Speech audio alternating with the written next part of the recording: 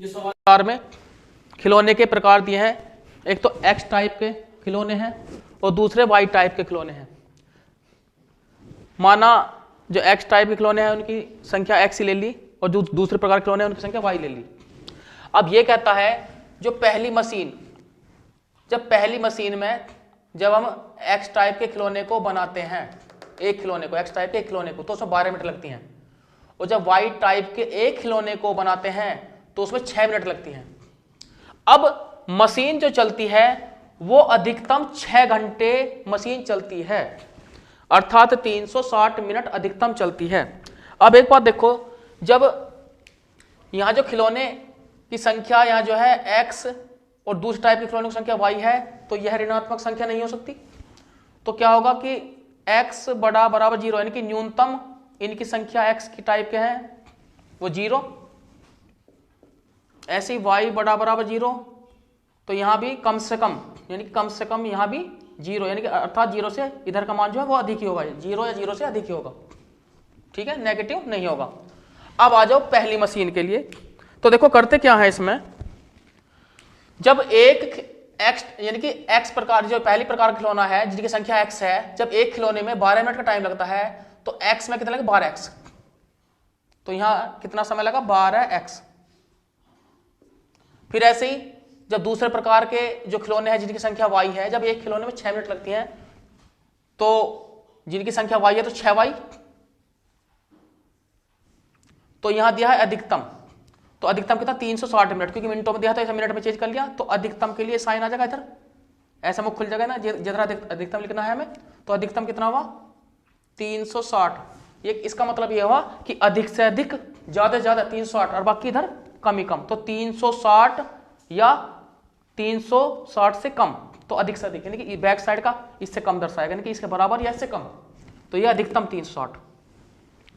तो यहां 6 कॉमन, यानी कि 6 से भाग हो जाएगा, 6 दूनी 12,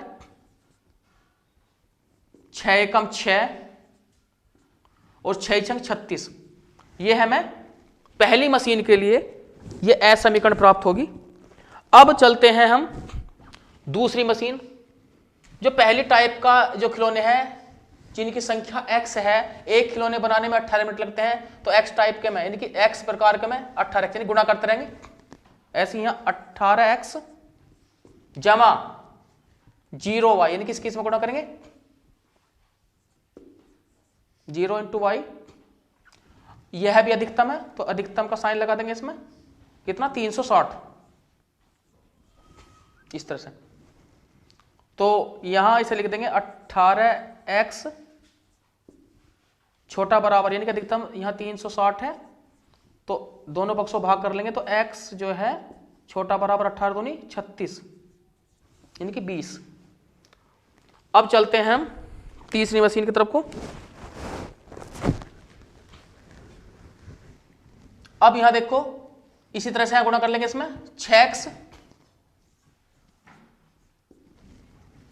जमा 9y, यानी कि कुल टाइम हो जाएगा इनका ऐसी 9y, तो यहां भी अधिकतम, तो अधिकतम यानी कि 360 इस तरह से। तो यहां देखो, यहां दोनों तरफ से जो कॉमन है कि 3 से कट जाएंगे, तो 3 दूनी 6, 3 तिया 9 और 3 एकम 3, 3 दूनी 6, ये इस तरह से। अब जो उद्देश्य है, इनका जो उद्देश्य है वो है लाभ कमाना अधिकतम। तुमने देखा होगा कि इनका जो महत्व है, जो लीनियर प्रोग्रामिंग का, इनकी जो हमारा जो एक महत्व बनता है, तुमने देखा होगा कि अगर लाभ की बात आती है तो वहां पर अधिकतम, अगर लागत की बात आती है तो न्यूनतम लागत होनी चाहिए, और अगर कहीं नुकसान की, यानी कि कुल मिलाकर इस नियम से हमें यह बात साबित होती है, यानी कि यह बात पता लगता है कि अगर हमें किसी भी क्षेत्र में लाभ कमाना है तो यह कैलकुलेशन हमारे पास आनी चाहिए, ठीक है। तो अगर फायदे की बात है तो अधिकतम बनती है, नुकसान की बात है तो न्यूनतम बनती है। अब यह लाभ की बात है तो क्या हुआ, तो अधिकतम लाभ, तो उद्देश्य क्या हुआ, अधिकतम लाभ कमाना। तो उद्देश्य फलन क्या है हमारा, z, ठीक है ना।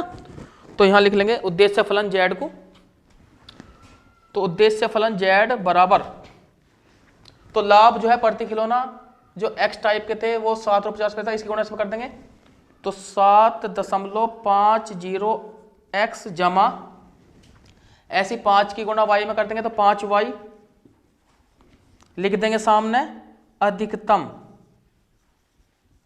अधिकतम उद्देश्य है अधिकतम लाभ, अधिकतम यहां भी लिख सकते हैं, फिर ऐसे लिख के उद्देश्य फलन को, और यहां लाभ भी लिख सकते हैं, अधिकतम लाभ इस तरह से भी लिख सकते हैं ऐसे। अब देखो तो जो हमारा उद्देश्य फलन है मैंने लिख दिया है।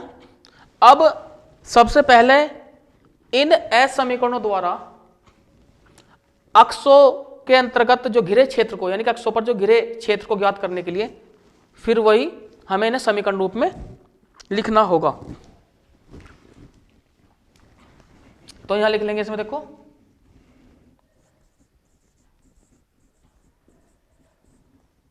समीकरण रूप में लेने पर लिख लेंगे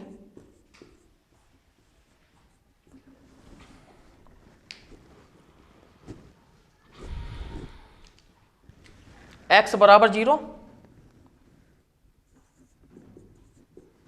y बराबर 0, ये फर्स्ट नंबर पर आ गया दोनों समीकरण जो है।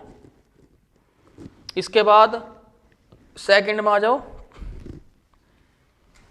2x जमा y बराबर का साइन, यानी बराबर का निशान लगा देंगे बीच में, 2 x बराबर 20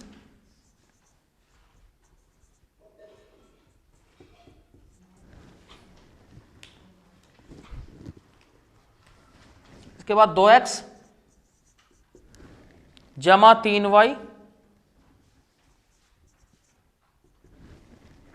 2x जमा 3y बराबर का निशान लगा देंगे यहां, क्योंकि समीकरण रूप में ले रहे हैं 120।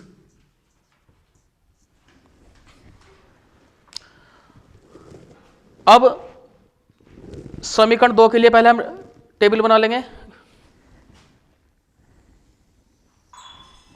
तो समीकरण 2 से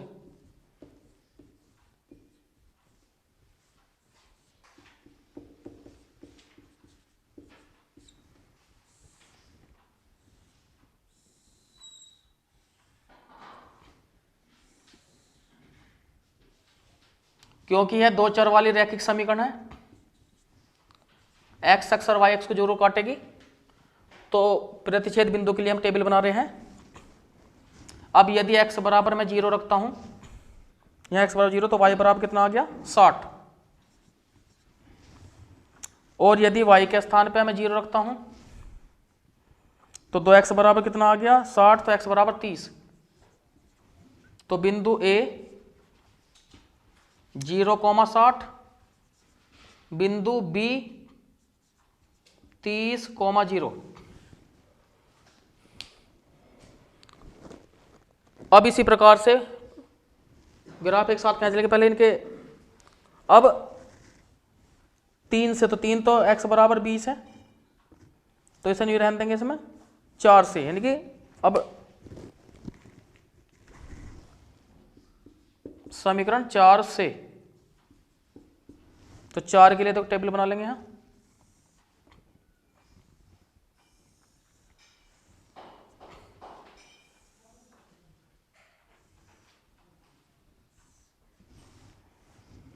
x y, अगर x के स्थान पे मैं 0 यहां रखते हैं तो 3y बराबर 120, तो y का मान कितना आ गया 40। और यदि y बराबर 0 है तो 2x बराबर 120, तो x का बराबर कितना आ गया 60। तो C 0,40 और बिंदु D 60,0। अब ग्राफ खींच लेंगे।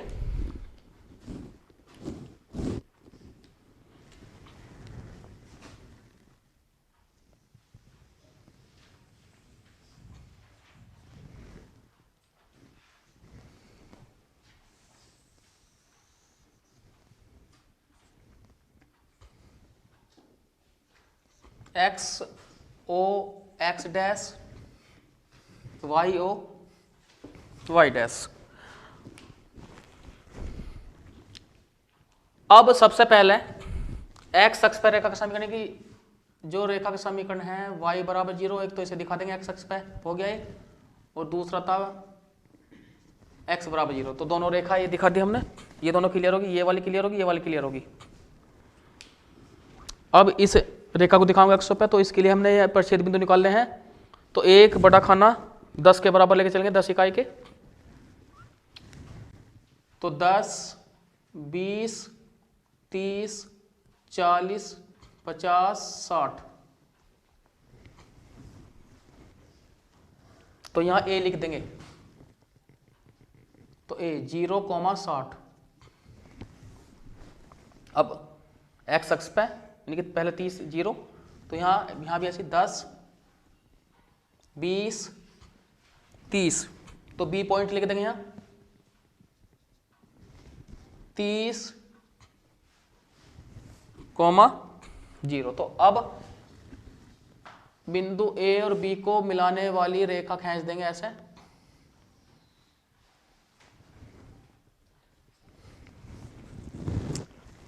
इसका समीकरण 2x जमा वाई बराबर कितना 60। अब आ जाओ जो तीसरे वाली रेखा है x बराबर 20, तो यह x बराबर 20 जो होगी वो x के समानांतर होगी, क्योंकि x है तो x किसका, x बराबर a जब रेखा तो है तो a दूरी पे, ठीक है, y x से, और किसके, y x के समानांतर। तो यहां देखो, यहां 10 और 20, तो y x के समानांतर, ऐसे इसे खींच देंगे रेखा को।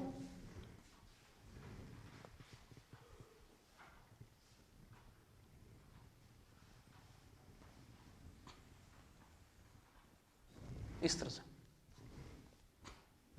तो इसे लिख देंगे x बराबर 20।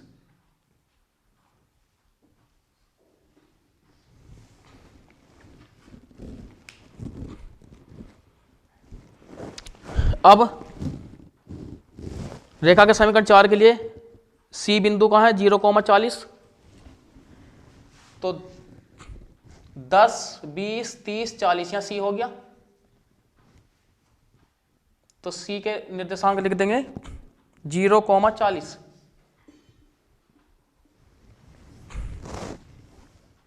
उसके बाद D पे 60,0। तो यहां देखो, इसमें 30 यहां होगा, 30, 40, 50 और ये 60। तो यहां पॉइंट D 60,0 इस तरह से लिख देंगे। तो अब C और D को मिलाने वाली रेखा खींच देंगे। तो C पॉइंट यहां था हमारा और D है, तो इसे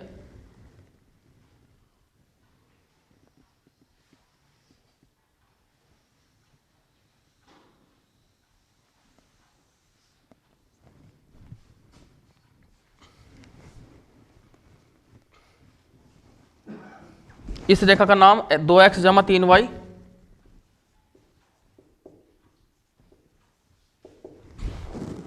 और बराबर 120।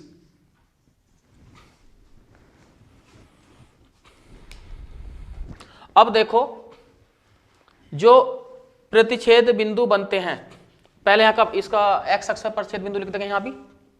तो D और यहां जो प्रतिच्छेद बिंदु होगा, ये जो रेखा जो प्रतिच्छेद करती है, एक बिंदु E और लिख लेंगे यहां E,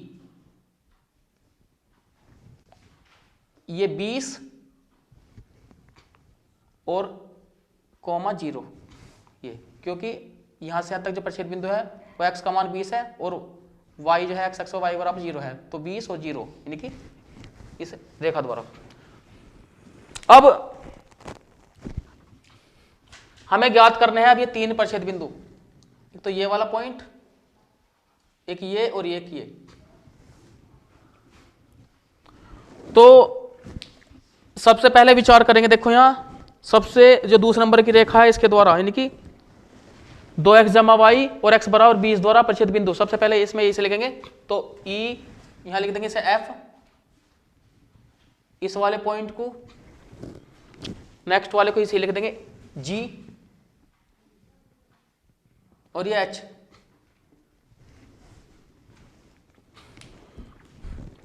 तो अब देखो यहां प्रतिच्छेद बिंदु f के लिए, तो f जो परिच्छेद बिंदु प्राप्त होता है वो रेखा 2x जमा वाई बराबर 60 और x बराबर 20 है, क्योंकि ये दोनों काट रही हैं।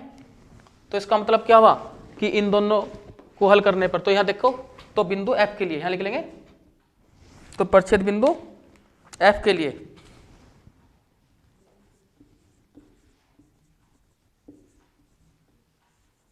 प्रतिच्छेद बिंदु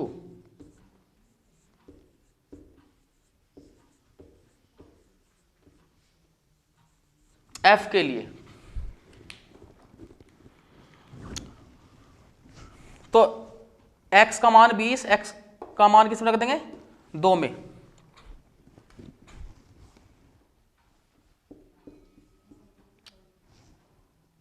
तो 3 व 2 से ऐसे लिख लेंगे, 3 व 2 से, तो x बराबर 20 ऐसे इसमें रख लेंगे 2 में, तो 2 गुना कितना आया 20 जमा y बराबर कितना 60, तो y बराबर 60 में से 20 दूनी 40 घट के कितना बचेगा 20। अब x का मान तो हमारे पास है ही, x बराबर कितना रखा था 20, तो x का मान जब हमारे पास है तो इसका मतलब है कि जो f के निर्देशांक हैं वो x का मान है 20 और y का भी 20 प्राप्त हुआ, तो f के स्थान पे क्या जाएगा 20,20। अब g के निर्देशांक के लिए, परिच्छेद बिंदु g के लिए,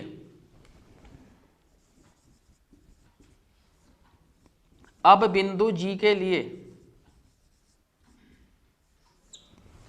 अब जो g बिंदु है यह जो बनता है वो रेखा 2x जमा 3y बराबर 120 और x बराबर 20 के प्रतिच्छेदन से, तो जब हम जी पे चलेंगे तो 3 और 4 से लिखना पड़ेगा, यहां 3 और 4 से,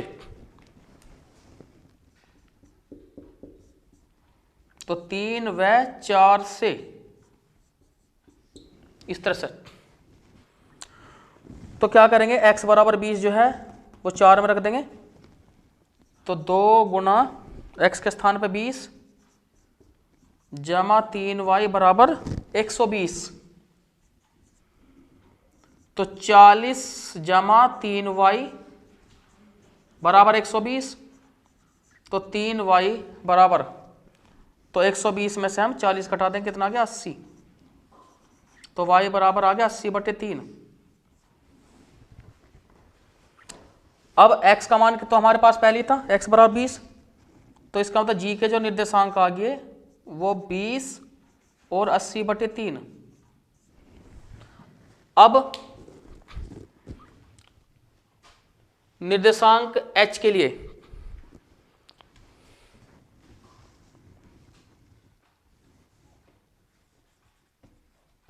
अब बिंदु h के लिए, अब देखो जो h है वो h जो बिंदु प्राप्त होता है वो रेखा जो नीले कलर की यानी 2x जमा y बराबर 60 और दूसरे वाली रेखा 2x जमा 3y बराबर 120 के प्रतिच्छेदन से, तो इन दोनों रेखाओं को आपस में घटा लेंगे, तो 2 में से क्या करेंगे 3 यानी कि 4 घटानी है, तो रेखा के समीकरण 2 में से, क्योंकि x जो है बराबर है, देखो यहाँ चर, यहाँ भी 2x है, यहाँ 2x है, तो चर का मान जो बराबर है 2x 2x, तो 2x से 2x कट जाएगा, चर के गुणांक जो है बराबर है, तो जब इसमें से घटाओगे 2 में से 4 घटाओगे तो माइनस के 2y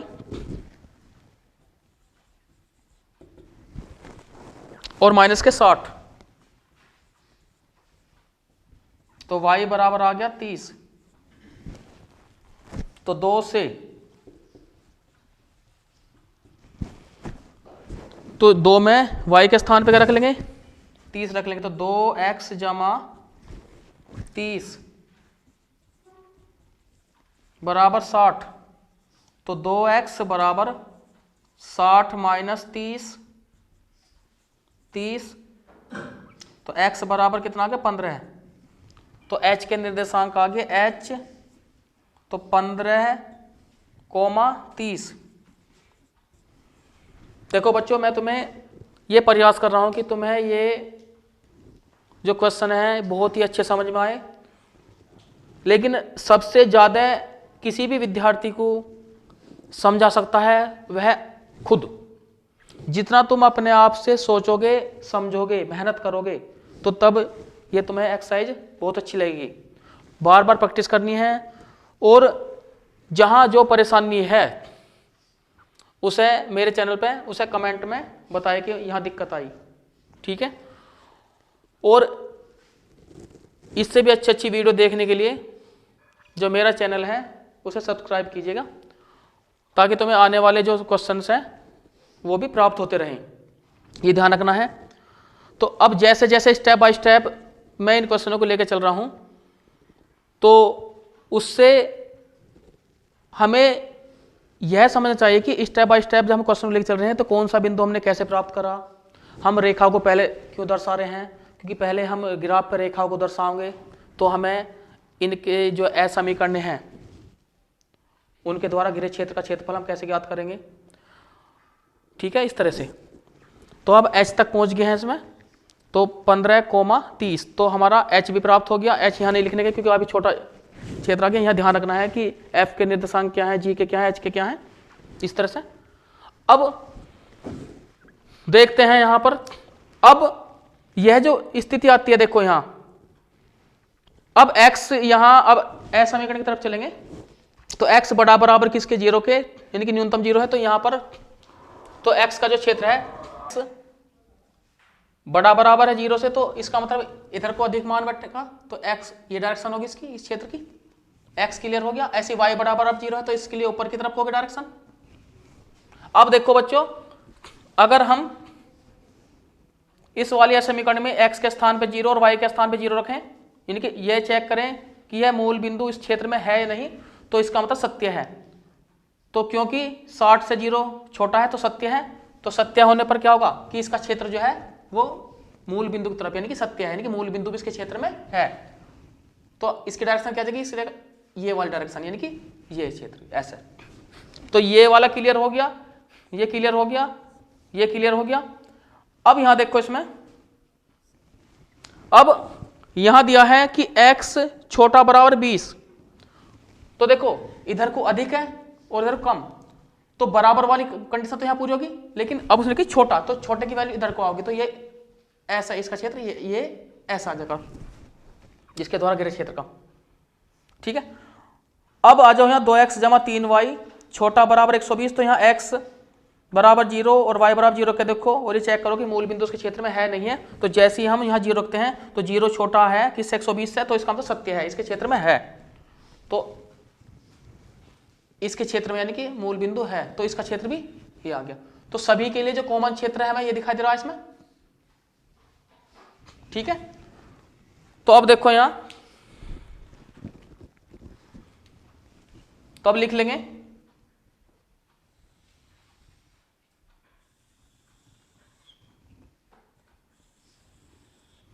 अब इस क्षेत्र के जो उभयनिष्ठ क्षेत्र है उसके कॉर्नर पॉइंट अर्थात कोणीय बिंदु कौन कौन से बनते हैं। तो इस वाले क्षेत्र के देखो कोने यानी कि corner point C, H, F, E, O ये इसके कोणीय बिंदु हैं, ठीक है। तो अब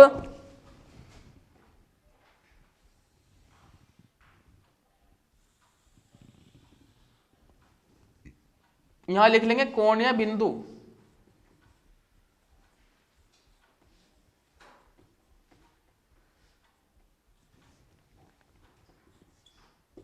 जो उद्देश्य है अधिकतम लाभ का वो उद्देश्य फलन लिख लेंगे फंक्शन 7.50x जमा 5y। अब कोणीय बिंदु C, तो 0,40। तो अब यहां देखो इससे आगे फिर h लिख लेंगे, कोणीय बिंदु h के निर्देशांक 15,30, f 20,20,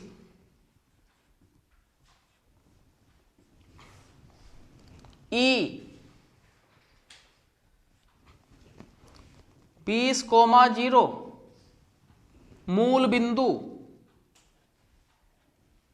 0,0। तो जो क्षेत्र इनमें उभयनिष्ठ है उसके मैंने जो है कोणीय बिंदु लिख लिए, कोने के बिंदु लिख लिए। ठीक है, अब z की वैल्यू प्रत्येक बिंदु पर हम ज्ञात करेंगे।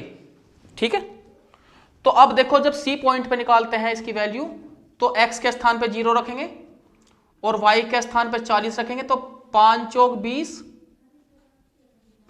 एक बिंदु पर जो z के मान है हमें ये प्राप्त हो गया। अब इसने कहा है कि अधिकतम लाभ, तो अधिकतम जो मान है वो कौन सा है z का, 262.50, यानी कि ये अधिकतम है।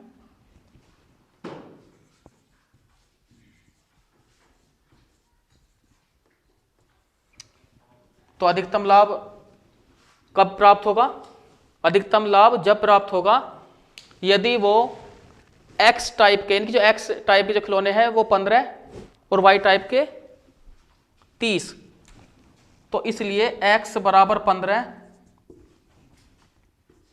y बराबर 30 पर यहां लिख देंगे अधिकतम लाभ रुपए 262.50, यानी 262 रुपये 50 पैसे। ठीक है, नोट कर लो।